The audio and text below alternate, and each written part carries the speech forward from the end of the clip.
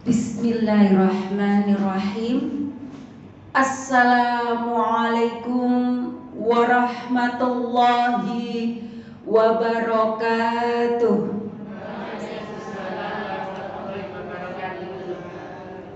Alhamdulillah, alhamdulillahilladzi nahmaduhu wa nasta'inuhu wa nastaghfiruhu wa na'udzu billahi min sururi anfusina wa min sayyiati a'malina may yahdihillahu fala mudhillalah wa may yudlilhu fala hadiyalah. Asyhadu an la ilaha illallah wa asyhadu anna Muhammadan abduhu wa rasuluh. Allahumma salli ala Muhammad wa ala ali Muhammad. Rabbi shrah li sadri wa yassir li amri wahlul 'uqdatam min lisani yafqahu qawli. Qala Allahu ta'ala fi Qur'anil Karim, a'udzu billahi minasy syaithanir rajim. Ya ayyuhalladzina amanu taqullaha haqqa tuqatih wa la tamutunna illa wa antum muslimun. Shadaqallahul azim. Kepada pengurus Majelis Taklim Ikatan Istri Karyawan Semen Indonesia, ISC ya Bu, Islamic Study Club. Jadi ini kelompok orang-orang yang belajar Islam. Syukur alhamdulillah, kita panjatkan kehadirat Allah Subhanahu wa ta'ala. Pada pagi siang hari ini kita bisa bermuajahah, bermajelis, bersilaturahim. Semoga langkah ibu-ibu ke majelis ini mendapat rahmat, ridho serta berkah dari Allah Subhanahu wa ta'ala. Amin amin ya rabbal alamin. Salawat serta salam tetap tercurahkan kepada junjungan kita Rasulullah Muhammad sallallahu alaihi wasallam beserta keluarganya, sahabatnya serta pengikutnya yang setia sampai akhir zaman. Ibu-ibu rahimakumullah, kajian kita kali ini temanya adalah apa Bu? Kunci kebahagiaan. Ibu, kira-kira kalau kita berbicara tentang bahagia, Ibu apa persepsinya? Macam-macam. Kalau yang punya hutang, berarti kebahagiaannya hutangnya lunas. Yang belum punya cucu, kebahagiaannya ingin punya cucu. Kalau belum punya mantu, kepingin punya mantu, kebahagiaannya kalau punya mantu. Nggih Bu. Berarti itu kebahagiaan versi sendiri-sendiri. Kalau saya misalnya kebahagiaan saya senang masak, masaknya harus sesuai pakem. Ngonek gudeg ya kudu kaya yujum. Iya Bu. Nanti kalau makan bandeng bakar harus seperti Pak Elan. Jadi subjektif. Iya Bu. Kebahagiaannya sesuai versinya sendiri-sendiri.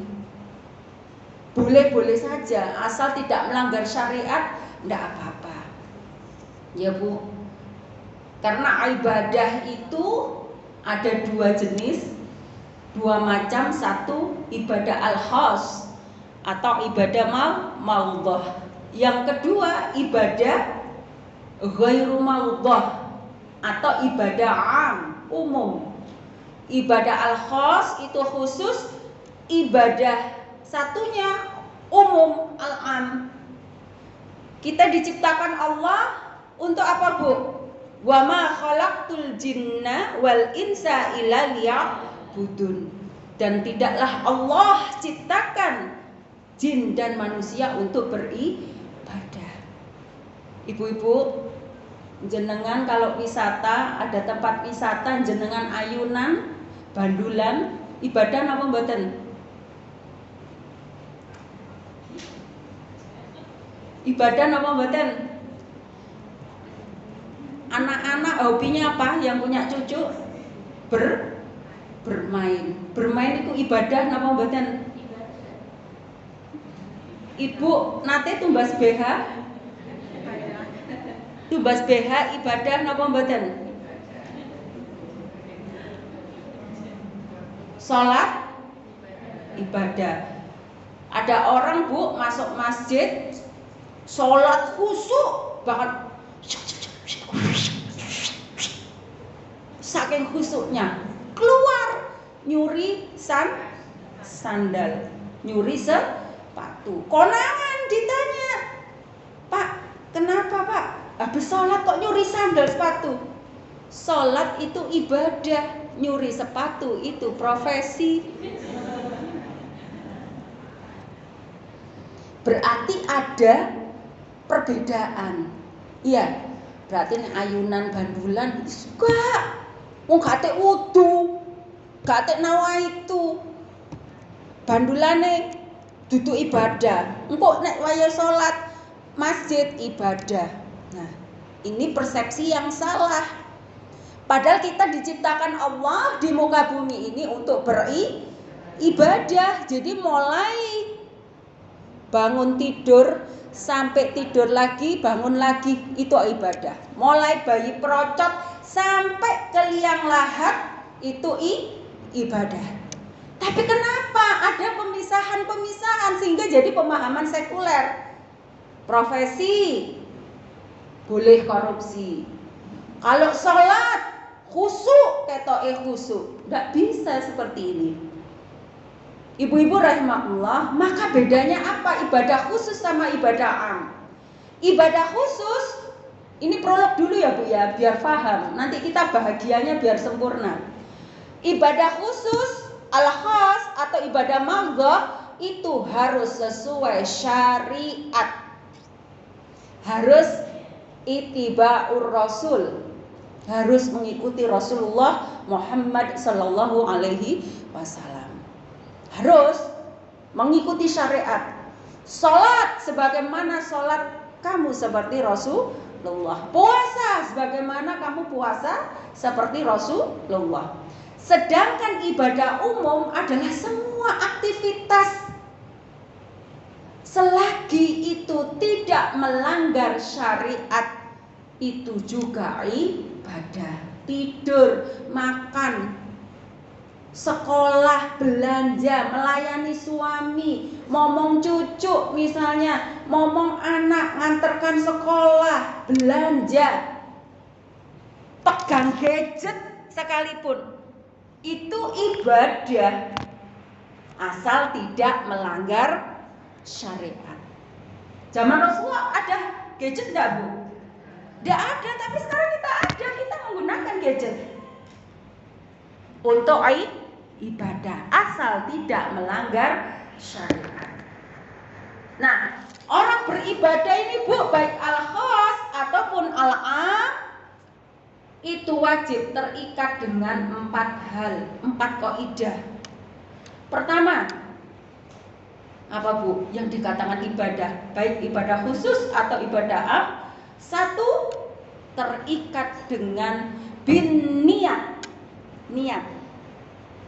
Jadi kalau ibu sholat pakai niat. Ibu bandulan di tempat wisata, nggak usah cucunya, ibu-ibu nenek-nenek juga suka bermain asik kok. Nggih, ayunan sepi kan sing numpaki wis tak numpak ambek ayunan, ambek bertasbih subhanallah. Niat bismillah, ya Allah saya bandulan, ya Allah menghibur hati yang duka lara, ya Allah. Duka opo iku? Ayunan nggih. Ya Allah, aku ayunan sambil menikmati semilir angin di pantai ini, ya Allah. Masya Allah. Niat. Tapi kalau bandulan tuku BH misalnya, BH-ne kok wis kemitian, tak tuku sing anyar, cekno menarik mosok ireng ae tak tuku sing pink. Bapaknya anak-anak biar seneng. Loh, itu ibadah. Niat, sekali lagi dengan niat itu bisa berbeda. Ya. Makanya orang kerja kalau niatnya karena Allah, bismillah, insya Allah dijaga Allah. Anak-anak niat, Eyang Ti pamit apa main futsal, bismillah dulu niat karena Allah. Maka apa ketika dia bermain, kalau gol, alhamdulillah, Allahu Akbar. Tapi nek gak nganggo bismillah meso, dia dapat mboten. Surabayane metu kabeh. Gak ngerti nek gresikan piye. Gresik gitu ya. Yang kedua, ibu-ibu, orang ibadah, baik ibadah khusus atau ibadah umum, harus dengan terikat dengan waktu. Salat subuh enten waktune napa mboten? Sakmenika injing nggih Bu nggih. Terus maten-maten salat subuh jam 7. Salat apa niku? Subuh jam 7. Telat paling, karipan wis gak apa-apa. Tapi kan tidak lazim, hanya dia saja. Tapi salat yang pasti adalah terikat dengan waktu. Kemudian terikat pengajian gini terikat dengan waktu napa mboten? Terikat, enggak terikat waktu. Ada yang datang jam 12 ya wis buyar pengajian. Lho kok ngono ibu-ibu? Lah sampe teko jam piro? Jam 12 ya wis buyar, terikat dengan waktu. Yang ketiga terikat dengan apa, Bu? Tempat. Orang haji umrah mengelilingi apa, Bu? Ka'bah di mana, Bu? Mekah. Dan kemudian ada kelompok yang mengatakan barang siapa lunga nang Gunung Kawi ping 9 padha kaya haji misalnya. Ya tidak benar. Karena tidak terikat dengan tempat, ya. Tempatnya sudah tidak benar. Ya. Ibu masak di dapurnya siapa? Dapur sendiri, mosok dapur tanggane. Yo tersinggung lah gitu ya. Mosok ning latar dalan diobrai Satpol PP lah gitu ya. Jadi ada tempat. Kalau tidak sesuai tempat namanya zalim. Yang keempat terikat dengan apa, Bu? Kaifiyah, tata cara. Salat ada tata caranya, puasa ada tata caranya, masak juga ada tata caranya. Baik Ibu, itu ibadah ya, sudah ada aturannya. Sekarang bahagia. Sinten ten mriki engkang kepingin bahagia? Angkat tangan. Loh, sing gak ngaco gak kepingin bahagia. Ayo. Yang saya kepingin bahagia, Bu. Sing kepingin susah terus uripe angkat tangan. Gak ada, Bu. Kepingin bahagia, nggih? Semua pingin bahagia ya, Bu ya. Baik. Maka kalau pingin bahagia, kita ngajinya harus benar, harus sesuai Al-Quran dan As-Sunnah. Kalau sesuai Al-Quran dan As-Sunnah, ngajinya harus bersanad. Bersanad itu apa, Bu? Nyambung. Misalnya Ustazah Eti Sunanti ngajar ngaji, bacaan Al-Qurannya misalnya harus bersanad juga. Gurunya siapa? Gurunya lagi siapa terus itu harus nyambung sampai ke Rasulullah Muhammad Sallallahu Alaihi Wasallam. Bisa ada perbedaan misalnya lagu misalnya, nada misalnya, tidak apa-apa, tapi ketemu dalam satu guru sampai ke Rasulullah, tidak apa-apa. Insya Allah selamat. Ilmu juga demikian, ilmu apapun, ilmu kesehatan, ilmu psikologi, ilmu pendidikan, ilmu apapun harus bersanad sampai ke Rasul. Persoalannya kita sekarang seperti yang saya sampaikan sebelumnya, kita ini dikuasai oleh Al-Yahud, sehingga semua aspek kehidupan itu dalam kendali Al-Yahud. Sehingga apa? Kalau kita belajar sesuatu itu terputus dari Al-Quran dan as-sunnah. Kecuali saintisnya, ilmuwannya, orang-orang yang solih, orang-orang yang alim, maka mereka mengaitkan dengan Al-Quran dan as-sunnah. Tapi itu sedikit sekali. Ya, baik ibu-ibu rahimahullah, kalau kita belajar bahagia, ya, kunci bahagia tidak boleh subjektif. Nanti kita akan gegeran. Gak, kebahagiaanku nek gak gudeg enak kok yujung. Jenengan beda lagi, gak iso. Ustazah, kebahagiaanku nek aku duwe putu, saya aku belum duwe putu. Akhirnya yel-yelan karena subjektif. Ya. Maka kita ngaji sekarang, kunci bahagia harus ada ilmunya, harus ada kitabnya. Apa kitabnya? Kitabnya namanya Miftahud Daris Sa'adah. Apa Bu? Miftahud Daris Sa'adah. Miftah itu kunci. Daris Sa'adah tempat kebahagiaan. Ya. Jadi kuncinya tempat-tempat kebahagiaan.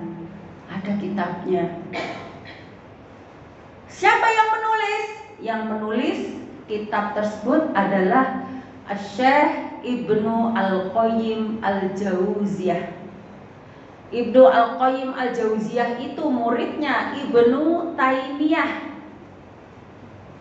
Beliau hidup di abad tahun Masehinya ya Bu ya, 1200 sampai 1300 Masehi. Itu masa keemasan Islam. Ibnu Qayyim Al-Jauziyah itu temannya Ibnu Katsir. Ibnu Katsir itu yang sekarang kitabnya tafsir Ibnu Katsir. Beliau yang menulis tafsir, disebut tafsir Ibnu Katsir, itu karyanya Ibnu Katsir, itu sahabatnya Ibnu Qayyim Al-Jauziyah. Nah, kitab Miftahud Daris Sa'adah itu ada manuskripnya Bu, asli, manuskrip itu tulisan asli. Ada di mana? Di Baghdad, di Irak. Jadi Baghdad itu tempatnya ilmu Bu, tempatnya kitab-kitab para ulama kejayaan. Makanya apa Bu? Sama Amerika dibombardir, dihabiskan semua, ya. Supaya apa? Supaya tidak berjaya Islam. Tapi alhamdulillah masih ada. Kemudian Arab Saudi juga menerbitkan manuskripnya, ya, tulisan aslinya.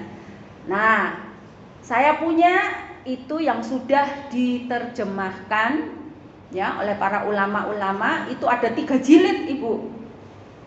Ada 3 jilid. Dan Masya Allah, kitab itu Miftahud Daris Sa'adah itu berisi tentang berbagai macam ilmu, mulai ilmu psikologi, bagaimana itu kalau sekarang orang bilang mental health, kesehatan mental ada di situ. Ilmu kedokteran ada.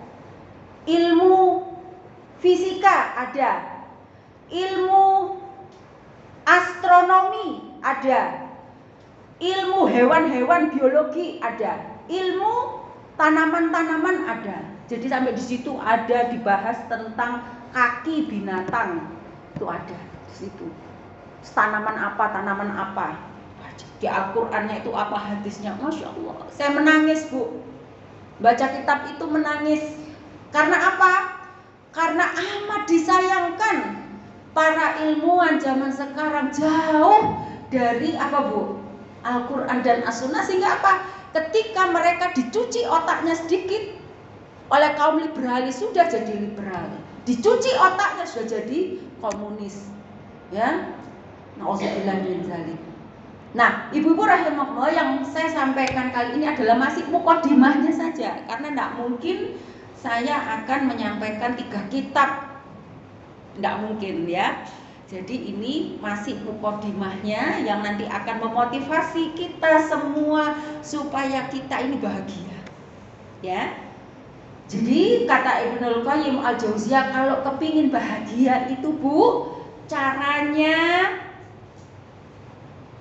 satu, harus punya keinginan, harus punya kehendak. Apa Bu? Harus punya apa Bu? Keinginan. Ibu nek gak pingin bahagia, gak akan bisa bahagia. Kata beliau kehendak. Tak pikir-pikir, iya ya. Kalau misalnya kita sedang dirundung masalah, ya Bu ya, masalah sumpek, masalah. Setan seneng, ayo kon. Sedih, nangis. Gak kurang ah, nangis apa? Entek tisu. Hatiku mangkel. Mangkel terus. Terus itu Bu terbawa, ya. Saya pernah didatangi seorang muslimah curhat, ya, konsultasi kepada saya. Jilbabnya niku sampai menceng-menceng ngeten lho Bu. Niki lho penitian niku mboten mriki. Penitian niku mboten mriki. Ngeten lho menceng ngeten. Terus klambine niku lemene niku, mansete niku bedat situk ngeten. Celana terus baju gorong agak panjang. Dorong situke diwengkes, situke dawa. Lha niku mboten sadar Bu. Saking sedih, saking mangkele, ya saking loro atine sampai dia tidak ada controlling. Langsung ya tidak ada orang yang sedih seperti saya. Sampai ngeten-ngeten. Tak elus ngene. Nggih. Sampun. Sampai belum saya masih kuat terus cerita kula mirengaken mawon. Terus gimana? Suami saya itu loh Ustazah, atasnya mek bengkel, iso selingkuh karo rondo dua anak loro. Padahal kula niki kawin kali kula niki perawan. Wah, sebut jilbabe tambah muencet penitian mriki. Mriki. Ya Allah, astagfirullahalazim. Penitian mriki. Wis kula jaraken mawon, pun kersane sak munyer-munyer ngoten. Nangis. Manten-manten, saya itu kerja di kontraktor, gaji saya besar, semua saya nyukupi, beli rumah itu saya. Masa saya ditinggal selingkuh? Pun kesel akhirnya. Pun sampun Ustazah. Ayo foto, pulang manten. Enggak, saya tidak pernah foto. Kata suami saya ini jelek. Loh jelek ya apa? Cuma gurung karep, gurung kepingin ayu. Mau nangis karep kepingin ayu lah ayu. Iya tahu Ustazah. Langsung mandek Bu. Iya tahu Ustazah. Saya bisa cantik tak bisa. Ayo foto, saya tidak pernah foto. Maten-ngoten HP, kula buka, ayo foto. Selfie. Loh Ustazah, penitiku nduk kene. Loh dibenekno sik Ustazah kula tak niki kula benekaken jilbab kula, benekaken. Langsung punya keinginan untuk apa Bu? Cantik. Keinginan untuk lebih baik. Saya pikir pinter ya Ibnul Qayyim Al-Jauziyah iki. Nek bahagia ternyata iku kudu duwe keinginan. Nek gak ada keinginan menurutkan hawa nafsu, kita sedih ya sedih terus, sampai mati ya sedih terus karena tidak punya keinginan untuk bahagia. Kemudian yang kedua, caranya orang bahagia, pengen bahagia itu harus dengan ilmu. Dengan ilmu. Ibu, si istri tadi yang suaminya selingkuh, kalau misalnya ingin mendapatkan cinta suaminya lagi, pakai ilmu apa mboten? Pakai Bu. Berkomunikasi dengan pasangan itu butuh ilmu. Ternyata tidak gampang. Harus ada ilmunya. Orang laki itu fitrahnya seperti yang saya sampaikan kajian sebelumnya, tipologi pasangan. Laki-laki karakternya apa Bu? mimpin. Ar-rijalu qawwamuna 'ala nisa. Ibu di depan orang, di depan tamu, panjenengan menggurui. Misalnya nih, diskusi, jenengan celetuk, ya gak ngono ya, ini betul meneng, tapi manten-manten suamine gondo, gak sopan nih, gak menghormati aku. Ada ilmunya. Makanya saya sampaikan kajian yang sebelumnya, saya punya klien, kenapa suaminya selingkuh? Mohon maaf, karena dia tidak mengerti ilmunya menjadi seorang wanita. Masih ingat hadis yang saya sampaikan? Khairun nisaikumul wadud al-walud al-muasiyah al-muatiyah al-muasiyah idzat taqainallah. Ya, menjadi wanita harus ngaji, harus belajar, harus banyak literaturnya. Kalau enggak, ya seenaknya laki-laki jarno kok bojoku goblok kok. Akhirnya diinjak, diremehkan. Kenapa enggak punya ilmu? Mau masak, ada ilmunya apa enggak, Bu? Ibu niat nawaitu mau bikin pastel. Ya, ibu berangkat ke toko, ke pasar, beli bahannya untuk pastel, daun pisang, tepung beras, kelapa untuk santan, dan pisang rojo. Betul apa salah? Nik mau ndamel napa nik mau blonjoe? Nogosari. Nggih, buat pastel itu loh ada ilmunya. Mestinya blonjone napa, Bu? Tepung, telur, mentega. Nek gawe riyoyon isine abon sing enak. Nek gawe pengajian isine wortel, kentang, dikai ayam atau daging. Ya kan, Bu, ada ilmunya. Semua ada ilmunya. Ibu kalau tidak pakai ilmu tidak akan bahagia. Ada ponakan saya, Bu, ya, sekolah berprestasi, Bu, SMA juara umum, kuliahnya cum laude, hafalannya banyak, bareng nikah masak, lihat di bumbu ada tumbar, ada jinten, ada mricot. Tumbar ini kalau digelondongno mboten diulek. Tumbar mricot ini kok digelondongno. Akhirnya dipangan klothak-klothak lho. Ya napa, Bu? Ketokane sepele nggih, jangan meremehkan. Ibu rumah tangga itu butuh ilmu. Gak gampang, Bu, niku kumlot niku. Masa lho tumbare digelondongno lho, enten wonten niku. Lho iki masak model apa? Akhirnya minta apa? Minta ajar neneknya. Ya, gimana ini? Loh, yuk diulek sih, disangrai, ceno sedep, terus diulek. Pakai ilmu. Ya, jadi kalau pengen bahagia, lah gimana bahagia? Masak gak ilmu, ngawur. Iya kan? Akhirnya yang menyusahkan orang lain itu. Wah, masakan kayak gini. Semua harus pakai ilmu. Ya, sebagaimana surat Al-Mujadilah ayat 11. Monggo dibaca surat Al-Mujadilah ayat 11.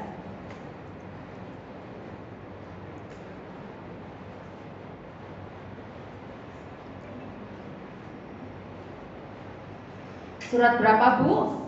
Surat 58 nggih.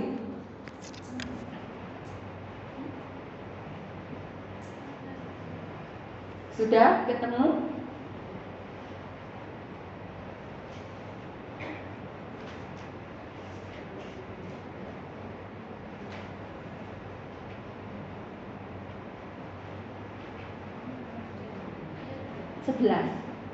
Monggo dibaca. A'udzu billahi minasyaitonir rajim. Ya ayyuhalladzina amanu idza qila lakum tafassahu fil majalisi fafsahu yafsahillahu lakum. Wa idza qila shuzu famsuzu yarfa'illahu alladzina amanu والذين أوتوا العلم درجات والله بما تعملون خبير. Dibaca artinya, Bu. Wahai orang-orang yang beriman, apabila dikatakan kepadamu, berilah kelapangan di dalam majelis-majelis, maka lapangkanlah, niscaya Allah akan memberi kelapangan untukmu. Dan apabila dikatakan berdirilah kamu, maka berdirilah, niscaya Allah akan mengangkat derajat orang-orang yang beriman di antaramu dan orang-orang yang diberi ilmu beberapa derajat. Dan Allah Maha teliti apa yang kamu kerjakan. Baik. Ibu-ibu, surat Al-Mujadilah ayat 11. Itu Allah menyampaikan kepada kita semua bahwa orang-orang yang bermajelis di sini adalah orang-orang yang duduknya itu tidak sekedar duduk. Tapi orang-orang yang bermajelis apa? Ilmu dan iman dan ilmu, maka Allah akan mengangkat derajatnya. Ya, mengangkat derajat. Tadi saya sebelum pengajian dimulai, saya ngobrol sama Bu Parwoto. Anaknya di salah satu kabupaten di Indonesia, tidak usah saya sebutkan kabupatennya, nanti bisa tanya sendiri. Salah satu kabupaten di Indonesia, kata beliau apa? Orang-orang penduduk di sana malas, tidak mau belajar, tidak senang sekolah, maunya adu otot. Ya, orang-orang pendatang, orang-orang yang senang belajar, akhirnya makmur di sana karena pinter, kata beliau. Nah, itu bukti bahwa orang-orang yang berilmu pasti diangkat derajatnya. Ya.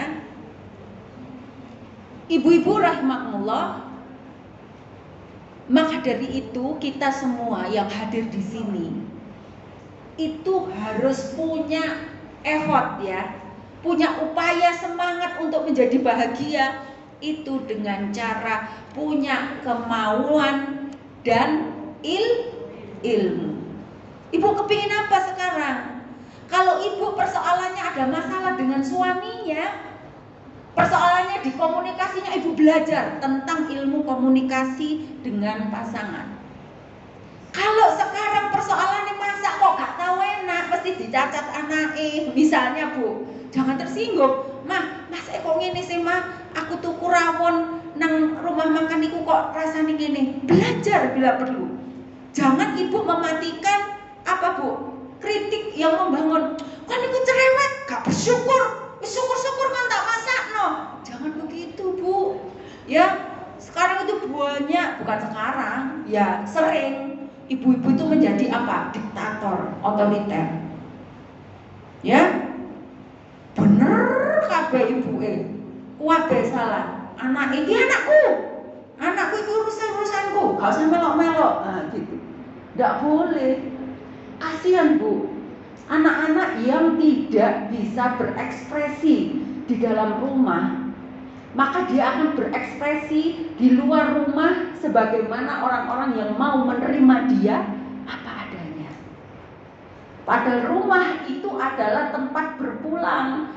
Kenikmatan paling nikmat itu adalah pulang. Pulang kemana? Ke rumah ibunya. Seorang anak itu paling nikmat pulang ke rumah ibunya. Kalau merantau paling enak pulang ke kampung halaman asal. Itu kenikmatan luar biasa. Nanti kalau kita sudah waktunya dipanggil Allah, kita pulang ke rahmat Tuhan. Jadi ibu-ibu kalau anaknya masih pulang ke rumah jenengan, suaminya masih pulang ke rumah jenengan, ditampung yang indah, ditampung yang nikmat, ditampung yang nyaman, ditampung yang aman. Bu, iso ta masak koyo iku, Bu, ayam geprek iku, Bu. Ayam iku, Bu. Sik yo tak belajar. Opahmu ono. Apa ngene? Awakmu coba golek resep. Adik, golek resep tak praktekno. Ditantang, Bu. Kayaknya sepele, tapi ketika ada dialog dengan keluarga, dengan anak, tidak ada ego, tidak ada apa, Bu, mematikan atau verbal abuse terhadap pasangan dan anak-anak dan keluarga, luar biasa. Pertumbuhan kenyamanan itu akan sehat. Ya. Ibu, persoalannya apa sekarang? Kalau kepingin bahagia, apa? Pasti ada yang membuat susah. Kalau misalnya masih ada hutang, betul-betul cari ilmu supaya hutangnya itu lunas. Ya, cari ilmu, bukan menambah hutang untuk nyaur hutang, itu cari malapetaka. Ya, jadi apa Bu? Cari ilmu supaya hutangnya lunas. Loh, ternyata ada ilmunya juga loh Bu. Saya itu tidak punya utang di perbankan, itu tidak ada. Paling utang do anak ele, utang mana le umile, do utang mana mari disaur gitu ya. Loh, ternyata ada ilmunya. Cara hutang itu, hutang misalnya bagaimana cara? Loh, ternyata ada ilmunya, gitu ya. Ada ilmunya, semua ada ilmunya. Ini kok kipas ini rusak, misalnya juga ada ilmunya. Bagaimana cara memperbaiki kipas angin? Apapun kalau ingin bahagia harus ada ilmunya. Paham ya Bu ya?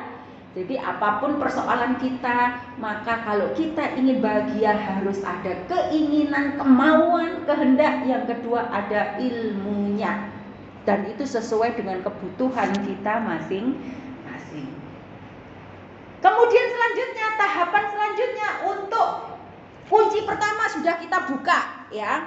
Kunci pertama kita masuk, ibarat kita mau masuk hotel, di kamar kita pesen kamar yang VIP misalnya, hotel bintang 5. Pertama masuk apa Bu? Lobby kan? Nah, itu tadi masih kita buka lobby nih, masuk. Kunci kedua apa Bu? Minta ke resepsionis, ya kan Bu? Ada tahapannya, jangan langsung buka ini bahagia. Enggak, ada kunci, namanya aja kunci-kunci kebahagiaan. Jadi kunci pertama kita masuk lobby hotel itu punya keinginan. Lah Ibu nek kepingin, wah hotel rek apik mek didelok tok. Wah bintang 5. Jarine Bu Edi ku lho, apik hotel iku jerone. Tapi kan mek jarine. Iya kan Bu? Nah Ibu masuk itu harus punya keinginan. Bismillah aku tak masuk. Ilmune apa nek ndok hotel? Lho sangu rek, nggo duwe, bayar untuk ngene dhewe nggih. Sangu ya. Kemudian untuk masuk ke kamar kita, apa Bu? Ke resepsionis dulu. Ya. Kita membayar, naruh KTP. Kemudian kita masuk lift. Juga ada caranya. Kalau gak ngerti Bu caranya, ditutul terus ngene keliru ditutul atau menengah buka-buka gitu. Juga harus tahu ilmunya. Masuk. Apa kunci selanjutnya? Kunci selanjutnya adalah bagaimana cara kita menuntut ilmu. Carane golek ilmu iku mau. Ilmu apa misalnya? Apapun. Ilmu kesehatan, ya, ilmu ekonomi, ilmu psikologi, apapun yang mau dipelajari, maka kata Ibnul Qayyim Al-Jauziyah kuncinya ada 2. Untuk mencari ilmu Bu, kuncinya ada 2. Apa itu kuncinya? 1 berzikir, 2 berpikir.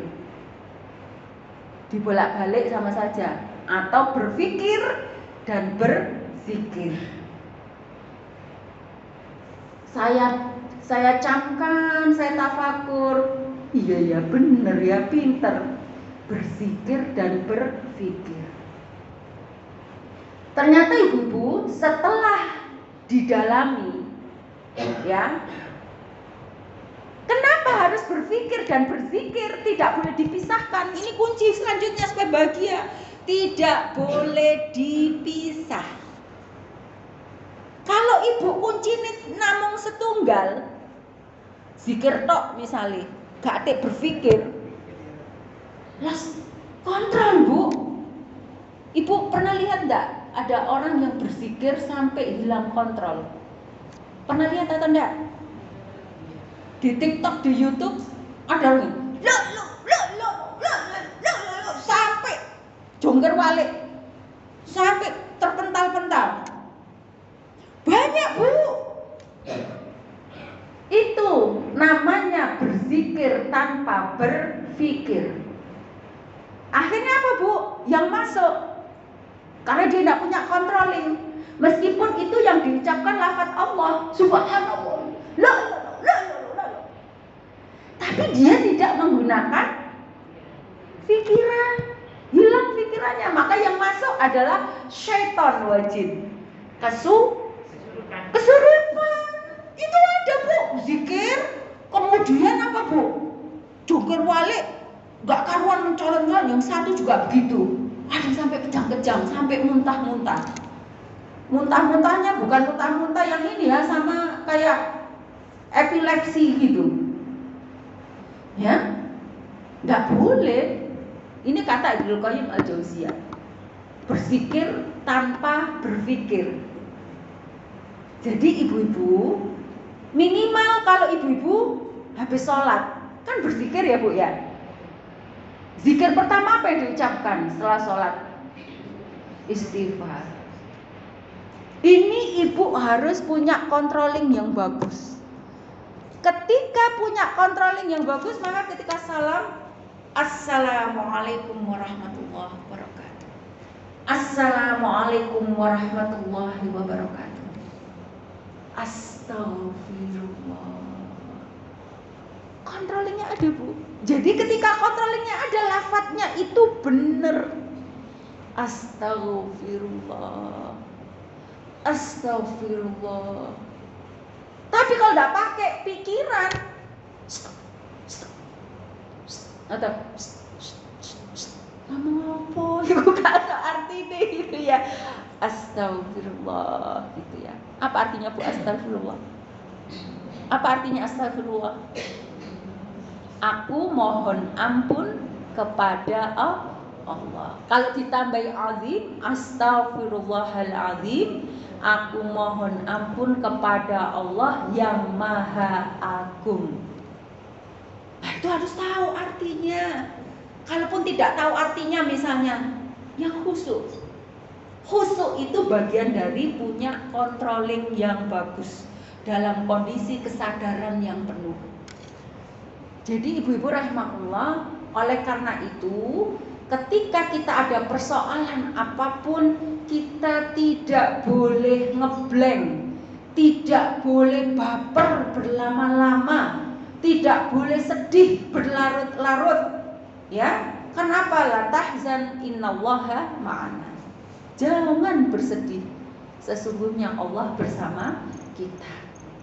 Ya, wah itu harus controllingnya ada. Kalau enggak Bu bahaya, nanti bisa kesurupan, bisa gangguan-gangguan segala macam. Jadi berzikir harus berpikir, berpikir harus berzikir. Itu kata kuncinya kita dalam mencari ilmu. Berpikir, kita kalau baca buku pakai mikir napa mboten Bu? Kita kalau baca buku pakai mikir napa mboten? Mikir. Kalau kita nggak mikir, kita nggak akan nangkep apa yang dibaca, harus diwocok tapi nggak mudeng. Kayak anak-anak zaman sekarang itu literasinya rendah. Kalau baca, tapi kalau ditanya ulang dia nggak ngerti maksudnya. Ya, karena dia tidak pakai mikir, otaknya tidak terbiasa mikir, ya hanya mengikuti karena moco, yus moco. Tapi dia tidak punya kemampuan memahami. Nah, itu masih levelnya rendah, ya. Maka dari itu ibu-ibu rahmatullah, begitu juga sebaliknya, orang-orang yang berpikir tanpa berzikir akhirnya juga sesat. Contoh misalnya, ya, saya mungkin pernah cerita sama jenengan waktu saya pelatihan konselor keluarga Sakinah se-Jawa Timur. Itu narasumbernya seorang dokter psikiater, dosen di UNER, juga dinasnya di Rumah Sakit Muhammadiyah Lamongan. Beliau bercerita kepada kami semua begini, ibu-ibu, di Indonesia dokter psikiater itu jumlahnya sedikit. Yang muslim lebih sedikit lagi. Rata-rata non-muslim. Yang muslim itu yang sangat sedikit. Yang mukmin, yang bertakwa itu lebih sedikit lagi. Sementara pasien yang sakit jiwa itu banyak banget. Kalau dia ke dokter psikiater yang non-muslim atau dokternya muslim tapi tidak bertakwa, ketika pasiennya bilang begini, dokter, saya itu dimarahi sama keluarga besar saya. Kenapa? Karena saya penyuka sesama jenis. Maka saya sudah saling jatuh cinta, dokter. Kalau dokternya tidak bertakwa, apa jawabannya? Gak apa-apa. Iya kan? Gak apa-apa. Yang penting Anda sehat. Fisiknya jasmani, maksudnya gak ada penyakit kanker, tumor atau apa, gak ada. Gak apa-apa, yang penting suka sama suka. Yang penting kamu bahagia. Ya kan repot kalau bahagianya standarnya sesat. Tapi kalau dokternya bertakwa, maka akan menyarankan pasiennya ke jalan yang benar, beda. Nah, itu gunanya berpikir dan berzikir. Maka dokter yang bertakwa, maka tidak mungkin akan menjerumuskan seseorang semakin jauh kepada Allah. Pasti dia akan berusaha menyelamatkan. Meskipun sama-sama belajar ilmu kedokterannya sama, tapi kalau dokternya itu beda karena dia bertakwa, maka apa solusinya, nasihatnya, cara mengobatinya akan berbeda. Nah, makanya ibu-ibu rahimakumullah, kunci yang selanjutnya itu adalah apa, Bu? Cara mencari ilmunya bagaimana caranya? Berzikir dan berpikir. Berpikir dan berzikir, tidak boleh dipisahkan, itu tidak boleh. Nanti kalau berzikir aja akhirnya kelepon hal-hal begitu ya. Padahal disebut asma Allah tapi dia tidak pakai berpikir, kemasukan jin, kemasukan setan. Kalau dia berpikir aja tanpa berzikir, tanpa ingat kepada Allah, maka dia juga akan tersesat. Jadi kedua cara berzikir dan berpikir, berpikir dan berzikir itu harus digunakan dalam mencari ilmu. Ya, ibu-ibu rahimakumullah, itu sebagaimana dalam firman Allah dalam surat Al-Anfal ayat 2. A'udzu billahi minasyaitonir rajim. Innamal mu'minuna alladzina idza dzukirallahu wajilat qulubuhum wa idza tuliyat 'alaihim ayatuhu zadathum imanan wa 'ala rabbihim yatawakkalun. Sesungguhnya orang-orang yang beriman itu apabila disebut asma Allah, gemetarlah hatinya. Dan apabila dibacakan ayat-ayat Allah, bertambahlah imannya. Dan kepada Allah lah mereka bertawakal. Ibu-ibu rahimakumullah, maka orang-orang yang beriman itu apabila disebut asma Allah, mengingat Allah, itu hatinya bergetar. Apa maksudnya, Bu? Ada vibrasi, ada getaran. Getaran apa? Getaran cinta. Ibu kalau sama bapak ada getaran cinta enggak? Biyen saja sik enom sakit suwek kalau getaran lho ngono rek saken bapak rek ya Allah gitu. Kak, kebian pada nyoba wis tuwek gitu. Jangan gitu, Bu. Meskipun tua itu justru semakin tua semakin bermakna. Semakin tua semakin cinta membara. Iyalah, Bu, harus diupayakan ilmunya. Ya. Harus semakin cinta. itu getaran, vibrasi. Jadi ini ayat vibrasi, getaran kita kepada Allah. Jadi apabila disebut asma Allah ada azan, gemetar hatinya.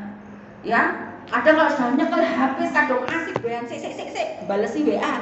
Sik sampai jamaah masjid assalamualaikum warahmatullahi wabarakatuh. Wis mari buyar. Ya wes.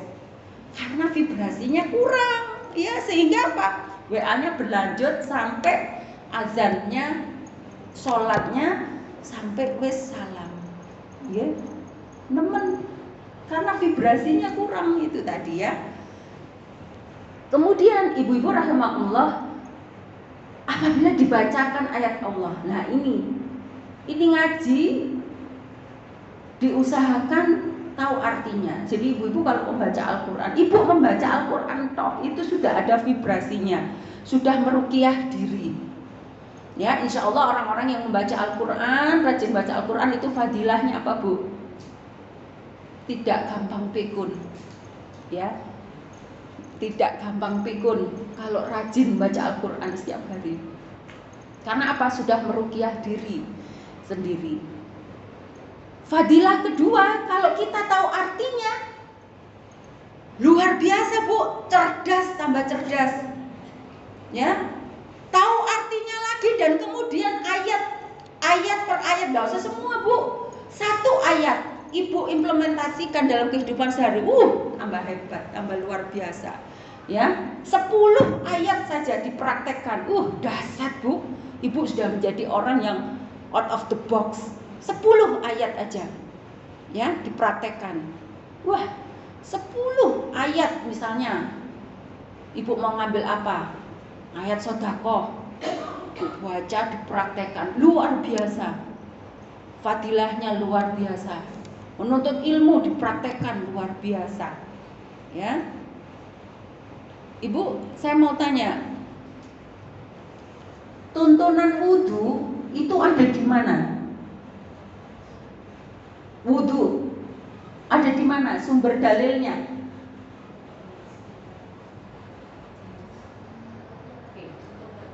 Al-Quran, betul. Pertama itu harus Al-Quran dulu, baru Al-Hadis. Sekarang di Al-Quran itu disebutkan membasuh apa? Kening, rambut, atau kepala? Bukan. Enggak, kan ada membasuh apa. Saya mau tanya, di konteks membasuh area sini itu di Al-Quran disebutkan membasuh apa? Bagian kepala. Kepala. Bagian kepala Iya. itu terdiri dari kening, dari hidung, dari mulut, dari ini telinga, ini kan bagian kepala. Ya. Jadi ibu,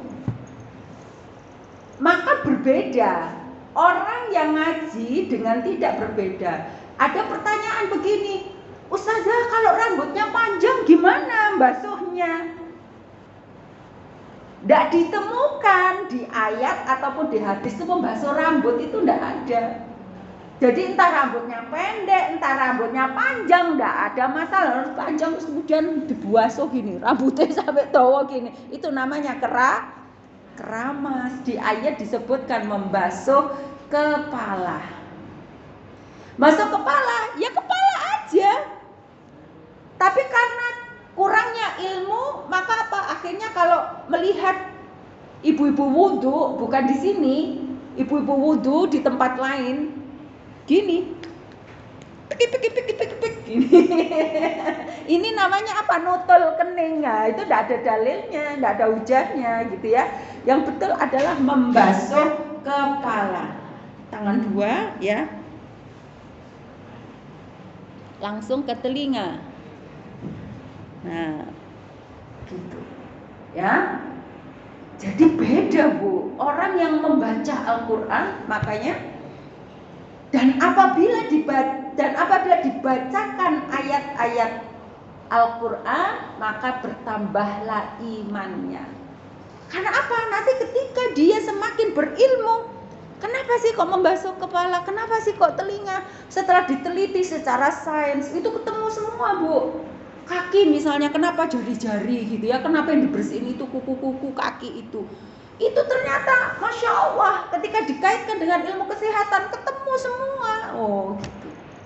Ya, jadi luar biasa. Jadi kebahagiaan, kunci-kunci selanjutnya adalah apa, Bu? Tadi berzikir dan berfikir. Maka ayat ini surat Al-Anfal ayat 2 itu menunjukkan kepada kita ketika kita ingat kepada Allah, berzikir kepada Allah, maka gemetarlah hatinya. Ada getaran, Bu, ada efek di hatinya. Semakin beriman, semakin bertakwa kepada Allah, semakin cinta kepada Allah. Dan apabila dibacakan ayat-ayat Allah, maka bertambah imannya. Dan pasti akan bertambah ilmunya. Beda, Bu, orang yang ngaji dengan yang tidak ngaji pasti berbeda.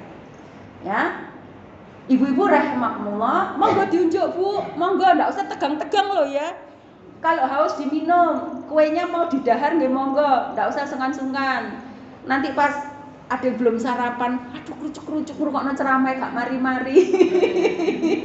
Sudah sarapan. Ya sudah, monggo disambi, monggo disambi. Baik ibu-ibu rahimakumullah, saya akan bercerita karena kita ini muslimah, maka teladan kita adalah wanita-wanita solihah. Ya, kalau teladan sekarang, wanita sekarang, wah kita misalnya mengidolakan si fulana, wah itu cantik, solihah, pinter, cerdas. Besok lagi kena kasus, kecewa, aduh kok ngene idolaku, pasti kecewa ya. Karena apa? Karena tidak radhiyallahu anhum. Allah tidak ridho kepada mereka ya. Kita salah idola. Maka saya akan sedikit menceritakan ya. Dua kisah, Bu, dua kisah wanita-wanita hebat. Ya. Yang pertama, Bu, di masa Rasulullah ada wanita hebat namanya Ummu Sulaim. Ummu Sulaim itu, Bu, seperti wanita-wanita istri karyawan semen Gresik. Pinter, cerdas gitu ya. Ummu Sulaim ini, Bu, wanita yang cerdas, bangsawan, wanita berkelas, dan dia solehah. Ujian pertama, Bu, dia menjadi janda. Ya. Dia punya anak namanya Anas. Jadi kalau Ibu baca hadis, kadang riwayatnya itu ada yang dari Anas radhiyallahu anhu, itu anaknya Ummu Sulaim. Jadi Ummu Sulaim itu, Bu, janda. Nah, ini saya berikan contoh wanita-wanita yang apa, Bu? Yang punya keinginan membuka kunci pertama dan membuka kunci kedua. Ummu Sulaim ini punya kemampuan membuka kunci pertama karena dia punya kemauan. Yang kedua, karena dia punya ilmu. Kunci kedua, dia punya ilmunya untuk membuka berzikir dan berfikir. Nah, ini contohnya Ummu Sulaim. Jadi dia mikir, Bu, punya anak Anas, ya apa ya gitu. Nek Surabaya ning Gresikane basa Jawa ditranslate pakai bahasa Jawa itu sini. Ya apa ya aku duwe anak gak ono bapake. Tapi aku kepingin anakku iki solih. Aku ingin anakku ini menjadi orang yang faham tentang Islam, yang berjuang di jalan Allah. Gimana caranya? Dia minta petunjuk Allah. Ya Allah, bagaimana ya Allah? Ya, salat istikharah, minta petunjuk kepada Allah, dan dia punya kecerdasan sehingga apa, Bu? Keputusannya itu tepat. Wis tak titipno ae nang Rasulullah. Cekno dididik Rasulullah. Akhirnya apa, Bu? Anas dididik Rasulullah. Dididik itu Bu, usia 10 tahun sampai 20 tahun. 10 tahun bersama Rasulullah itu sudah menjadi kader yang sangat hebat. Ya, jadi mulai Rasulullah taklimnya gimana, ngisi khutbah Jumat gimana, sholatnya bagaimana, cara makannya bagaimana, itu dicatat semua sama Anas. Ya, semua ada catatannya. Menjadi anak angkat Rasulullah, ya, dididik Rasulullah menjadi apa Bu? Kader yang hebat, dan didoakan Rasulullah umurnya panjang dan banyak rezeki. Itu Anas Bu, usianya panjang sekali karena didoakan Rasulullah supaya bermanfaat untuk umat. Nah, ini wanita yang cerdas. Pertama aja dia sudah mencari solusinya dengan berzikir dan berpikir, ingat Allah, dan otaknya itu main, otaknya jalan. Karena dia anaknya sudah dititipkan Rasulullah, dia kan sendirian Bu, cantik, solihah, bangsawan, berkelas. Ada orang kafir Bu, tapi konglomerat, namanya Abu Tolha. Abu Tolha ini konglomerat Bu, kaya raya Bu, tapi dia kafir. Jatuh cinta sama Ummu Sulaim karena cantik, cerdas, ya, bangsawan dan lain sebagainya. Akhirnya apa Bu? Pendekatan sama Ummu Sulaim. Ketika pendekatan dengan Ummu Sulaim, bagaimana Bu kalau wanita bertakwa Bu? Kalau sekarang Bu, sikat aja, wes ayo aku jauh mahar pirang miliar, wes aku tuh kono iki, wah endele metu. Wah endele metu, wes ayo, wes seksi. Apa wong ngono? Seksi. Ini ndak Bu, karena berkelasnya ini zikir dan berpikir dan berzikir, dia mikir. Nek aku iku wong kafir, aku nuruti gayane wong kafir, aku lak melok kafir pisan. Nah, itu mikirnya pakai zikir Bu. Gak, aku mukminat, aku ini hamba Allah. Karena berkelas Bu, dia mikir, wis ngene ae. Nek pancene dhek seneng ambek aku, tak tantang mahare masuk Islam. Berkelas napa mboten Bu? Kelas Bu. Otake main, zikire yo main. Wong pinter. Ya, wong solihah. Akhirnya apa Bu? Abu Tolha dikasih surat. Iya Bu, nek sekarang BA di BA gitu ya, kirim surat Bu, gak ngomong langsung kan fitnah, gak berkelas. Ketemuan di kafe, gak berkelas itu ya. Om ini berzikir dan berpikir, nulis surat. Wahai Abu Tolha, jika engkau mencintaiku, maka temuilah Rasulullah. Aku minta maharnya engkau masuk Islam. Kalau kau mau masuk Islam, aku akan menerimamu dengan cinta. Tapi kalau kau tidak mau masuk Islam, maafkan aku. Aku menolak lamaran. Loh, keren banget. Maca, ini pinter. Rasulullah dibisiki. Ya Rasulullah, nanti kalau Abu Tolha kesini, tujuannya itu ini ya Rasulullah. Karena saya sudah berkirim surat, saya minta mahar dia masuk Islam. Beres. Engkau tak urusane. Pinter Bu. Akhirnya Abu Tolha datang. Ketika Abu Tolha datang, apa Bu? Rasulullah ya pinter, fiku dakwahnya main. Lah nek wong saiki keras, wis gak mau kafir. Enggak, Rasulullah tahu. Dipanggil apa? Wahai pejuang agama Allah, datanglah, aku menyambutmu dengan cinta. Loh, wis terkewer-kewer Bu. Aku kok dadi pejuang agama Allah disambut Rasulullah cek apike. Ngene padahal wis wis apa Bu? Wis apa istilahnya Bu? Skenario nanti nek ngene kok ngene gitu ya. Janjian. Akhirnya apa? Betul Bu. Abu Tolha mau masuk udah cinta. Iya kan? Lah ini kan pinter. Siapa ini Ummu Sulaim? Engko nek dadi bojoku lek kabeh dikekno aku. Iya, lah apa aku gak jaluk harta, nek minta harta, dia ndak masuk Islam, bisa jadi hartanya ndak dikasihkan. Tapi karena dia sudah terikat itu tadi Bu, La ilaha illallah Muhammadar Rasulullah. Masya Allah. Akhirnya menikahlah Ummu Sulaim dengan Abu Talha, masuk Islam. Benar Bu? Ketika sudah menjadi suami Ummu Sulaim, Abu Talha mewakafkan, menginfakkan real estate-nya untuk jihad fi sabilillah. Diberikan Rasulullah, dan itu diangkat di Al-Quran. Kisah infaknya apa Bu? Wakafnya, real estate-nya Abu Talha itu sampai diangkat di Al-Quran. Saking Allah ridhonya. Dan ketika ini menjalin hubungan suami istri, penuh berkah Bu. Karena apa? Diawali dengan berpikir dan berzikir. Tidak salah satu. Ya, ingat Allah tapi bodoh, ya gak iso bahagia. Ya.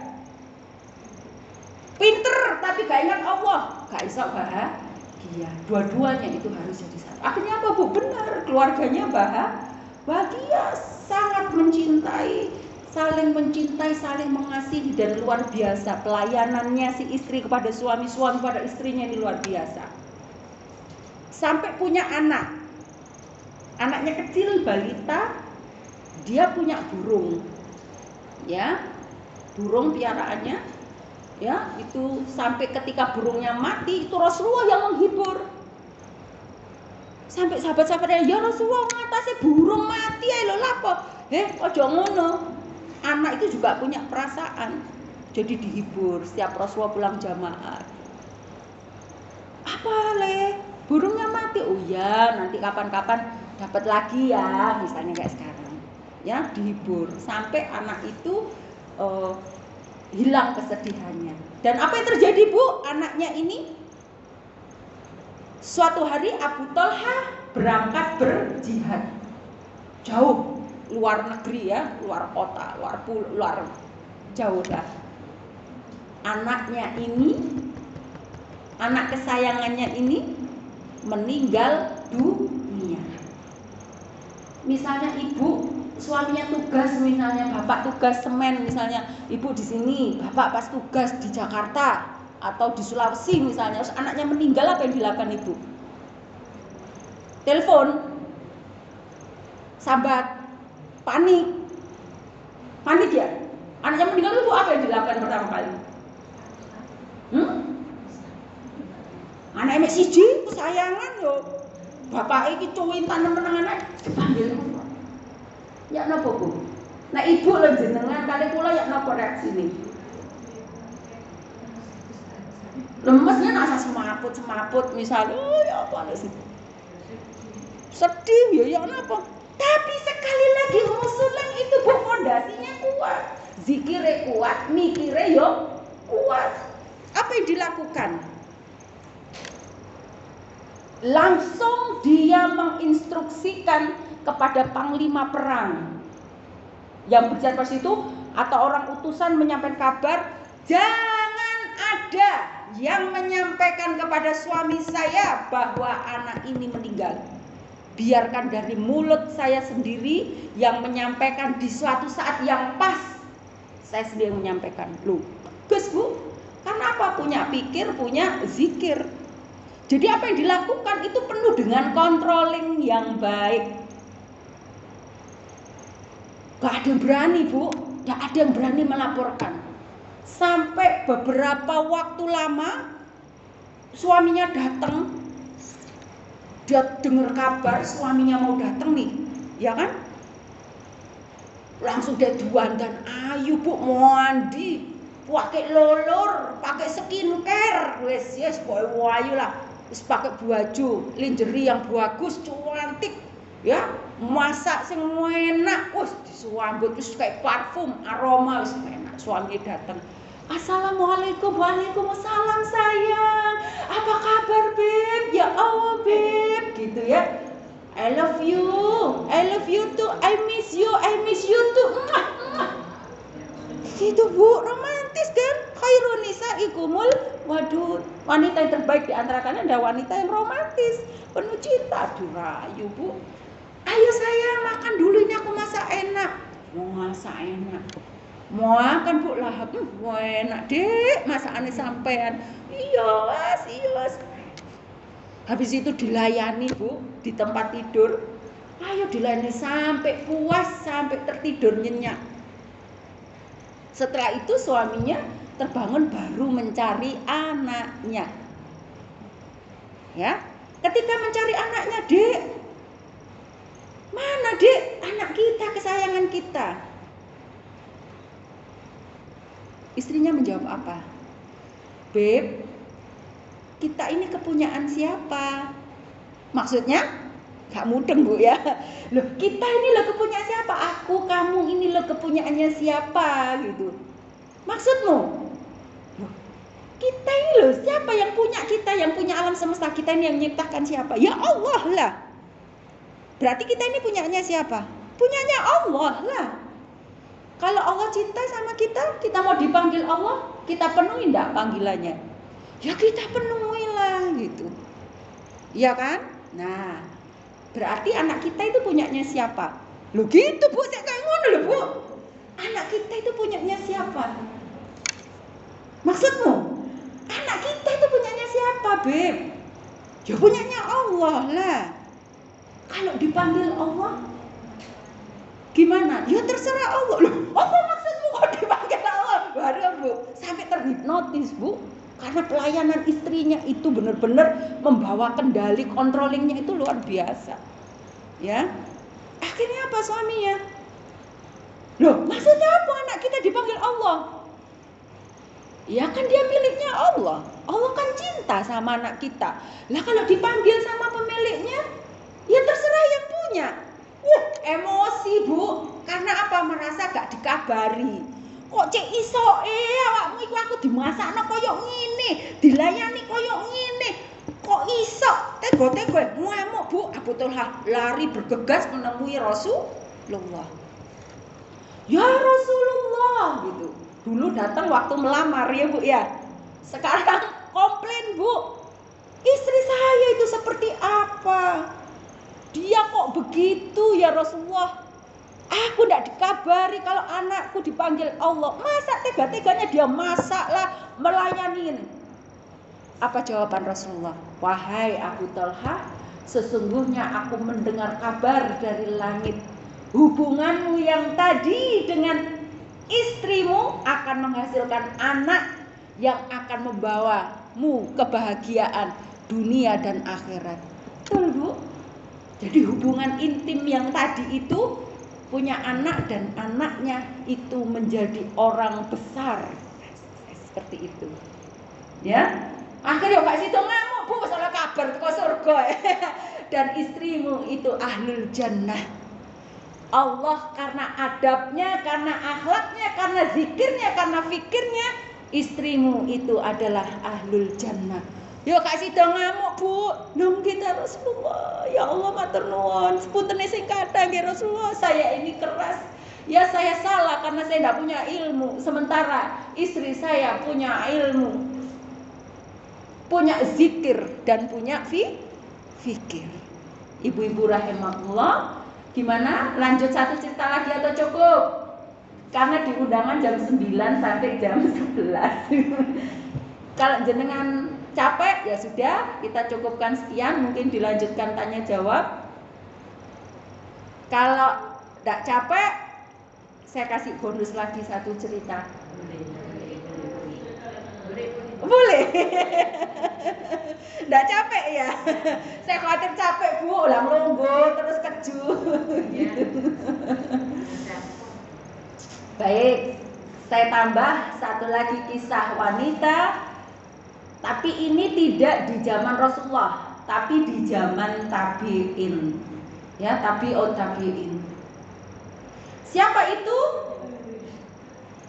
Ibunya Imam Syafi'i. Ya.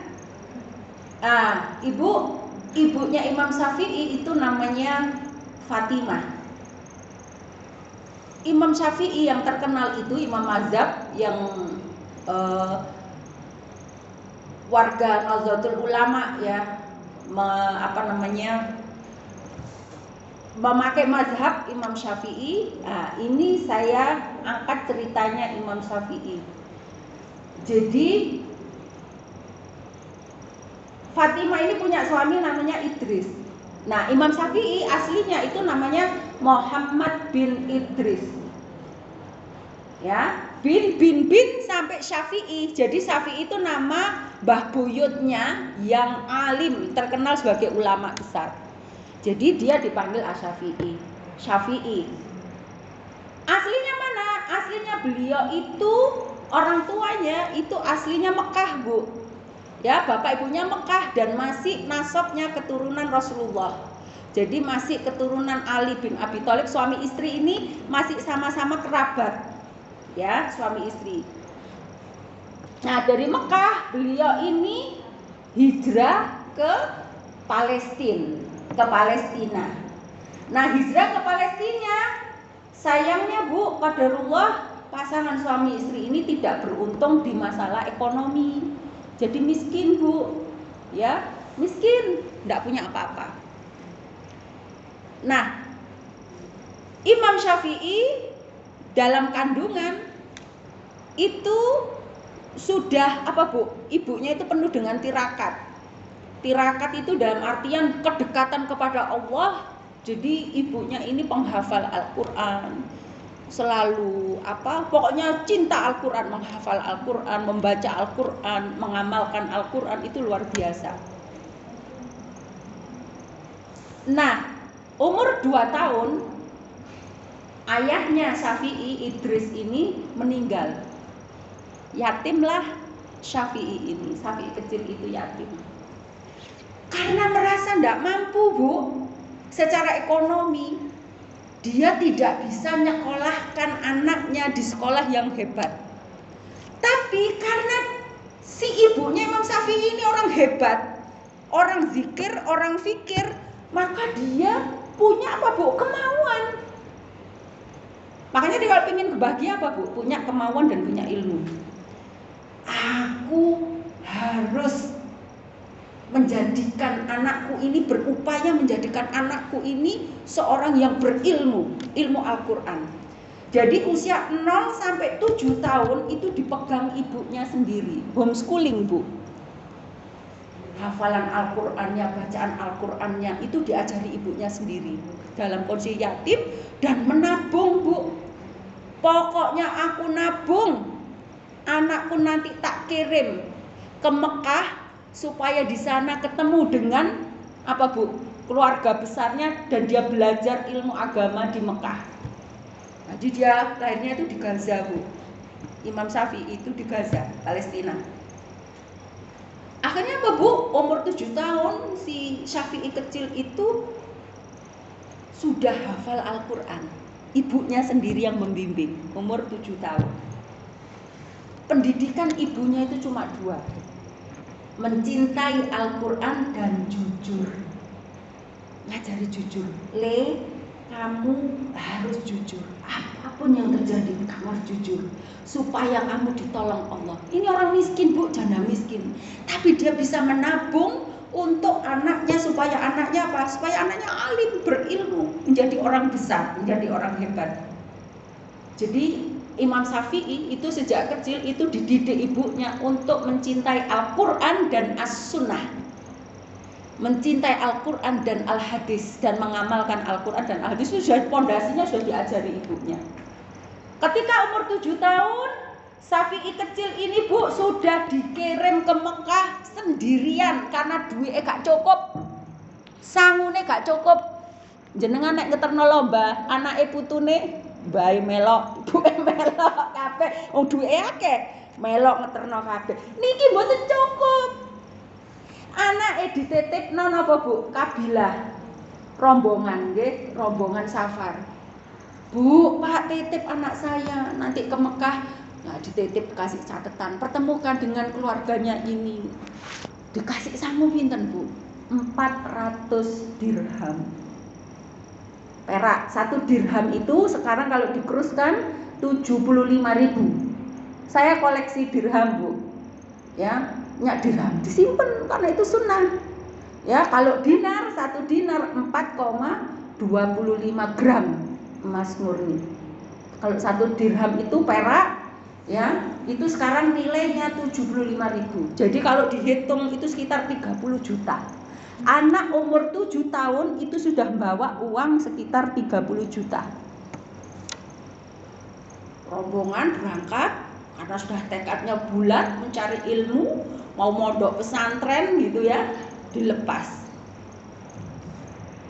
Tiba-tiba Bu, di tengah jalan ada perampok preman ya, dihadang. Berhenti semua. Takut semua Bu. Wah, jenenge orang dewasa Bu, takut dirampok. Perhiasane didelikno, ono sing diselipno nduk celana daleme, ono sing opo nduk sepatune sing opo gitu. Semua kono, ayo di mana? Wes dirampok semua. Giliran Imam Syafi'i kecil ditanya sama perampok. Hei kamu anak kecil, mana rombonganmu? Mana orang tuamu? Saya sendirian Pak, gitu. Saya enggak punya bapak, saya cuma ibu. Ibu saya di rumah. Ini saya sendirian Pak, gitu. Kok kamu sendirian? Berarti kamu gak nggawa apa-apa? Enggak Pak, saya bawa, gitu. Karena Pak diajarkan jujur. Bawa apa kamu? Uang Pak. Berapa?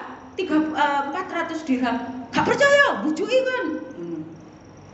Terus gak percaya Bu, jujur malah perampoknya gak percaya. Perampoknya lapor sama bosnya. Bos, ono bos, ono arek cilik bos, umur 7 tahun. Mosok jarene nggo dhuwit 400 dirham. Gak percaya aku, goblok kon. Anak kecil itu jujur, kamu sih gak ngerti. Endi areke? Nak, kamu bawa apa? Uang Pak 300 dirham. Untuk apa? Buat sekolah saya Pak di Mekah sana. Siapa yang ngasih ibumu?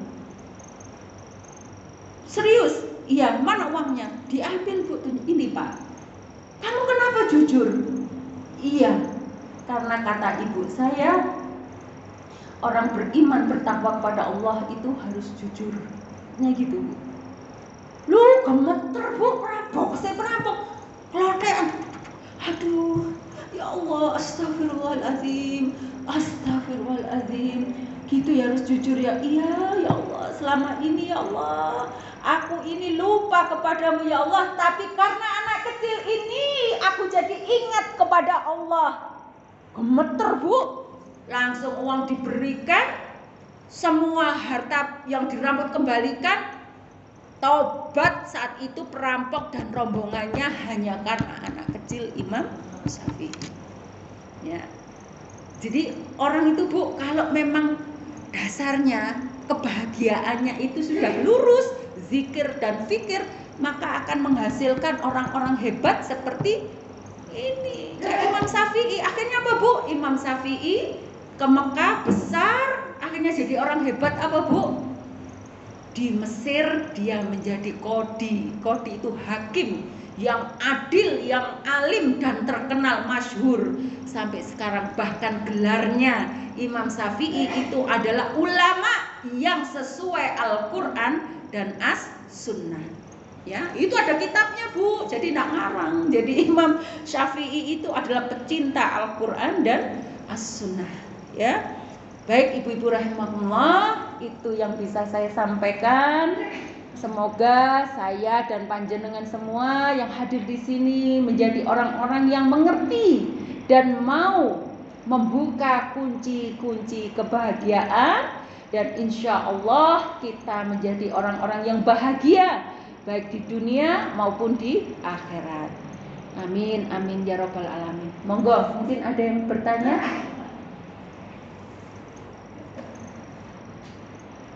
Monggo. Baik, segera